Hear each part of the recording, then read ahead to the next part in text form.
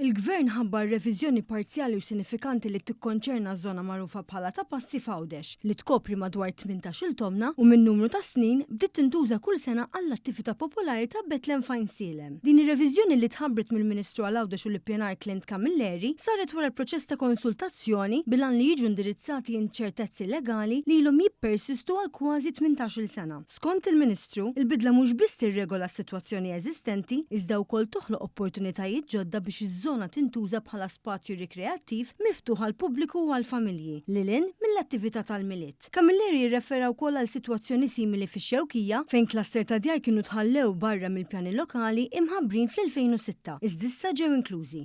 Dan huwa pass importanti sabiex fl-aħħar mill-aħħar għamilna nemmen jiena ġustizzja ma' żewġ postijiet li nafu kemm jintużaw l-iskop tagħhom huwa wieħed ġenwin għal daqstant il-Gvern ħazzjoni. Ir-reviżjoni ma tinkludix żvilupp spekulattiv iżda illimitata għal żewġ każi speċifiċi f'Fajnsielem u fix-Xewkija. Bilan li tipprovdi ċarezza fejn għal snin twal kien hemm ambigwità. Fost il-miżuri introdotti hemm salvagwardji stretti, inkluż li mill-inqas 65% tas-sit jibqa' spazju miftuħ. L-iżviluppu ristrett għal strutturi żgħar u anċillari relatati direttament mal-użu rikreattiv, filwaqt li huma imposti kontrolli ċari fuq id-daqs, l-oli u l-materjali biex jiġi evitat żvilupp żejjed. Kull attività kummerċjali trid tkun limitata u marbuta mal-funzjoni ewlenija tas-sit. Id-Direttur Silvio Farrugia mill-Awtorità tal-Ippjanar sostna li r-reviżjoni għandha l-għan li tipprovdi ċertezza kemm ma' residenti kif ukoll għall-inizjattivi komunitarji, filwaqt li turi kif l-ippjanar jista' jkun flessibbli iżda responsabbli. Ir-reviżjoni tipprova tilħaq bilanċ bejn il-ħtiġijiet kulturali u soċjali tal-komunità u l-ħarsien tal-ambjent waqt li ssegwi prinċipji ta' pjanar sostenibbli.